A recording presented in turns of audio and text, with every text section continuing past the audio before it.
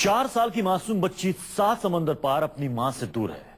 इधर हिंदुस्तान में अपनी लाडली के लिए फरियाद कर रही है वो मां, जो बार बार बस एक ही बात कहती है कि उसे हर हाल में अपनी लाडली से मिलना है।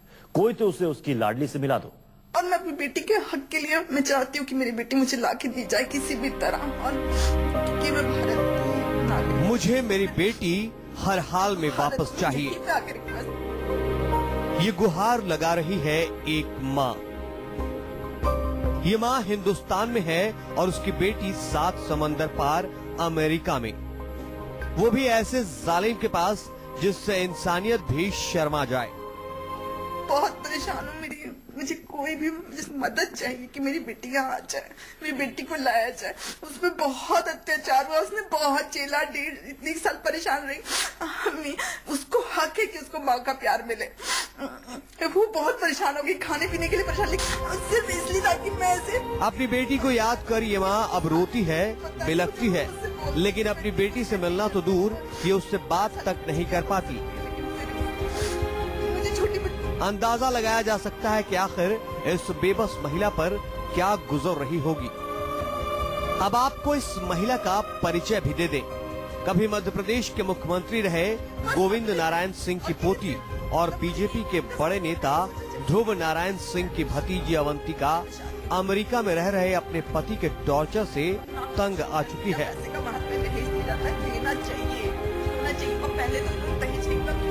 अवंतिका के आरोपों के मुताबिक शादी के अगले दिन ही इसे दहेज के लिए तंग किया जाने लगा। अमेरिका में अपने पति के साथ रहने के दौरान इसका पति इसे बात बात पर मारता पीटता।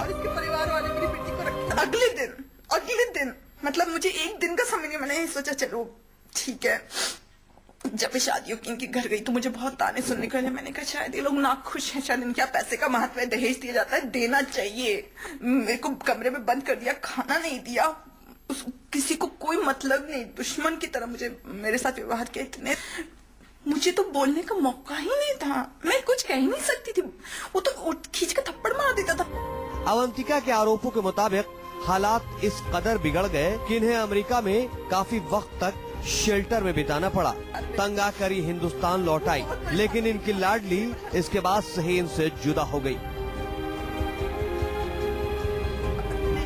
अमेरिका में रह रहे इनके पति ने इनकी लाडली बेटी का पासपोर्ट देने से मना कर दिया। अवंतिका तो हिंदुस्तान पहुंच गई, लेकिन अब इसका रो रो कर बुरा हाल है। इस महिला के परिवार वाले भी इसके पति और ससुराल वालों पर दहेज के लिए प्रताड़ित करने का आरोप लगा रहे हैं।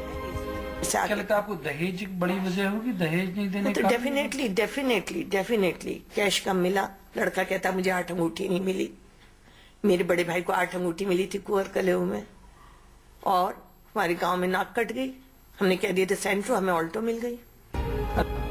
अवंतिका का आरोप है कि उसका पति मानसिक रूप से बीमार है और उसके पास उसकी बेटी महफूज नहीं है।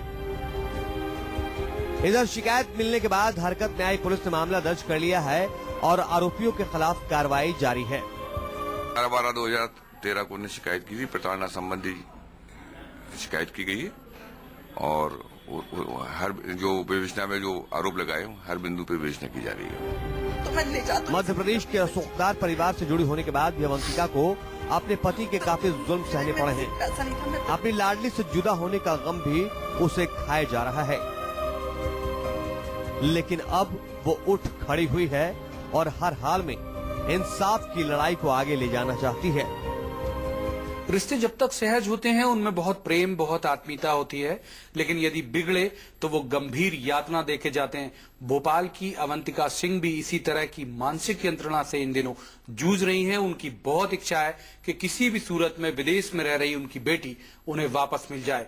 अब जिम्मेदारी पुलिस और सरकार की है।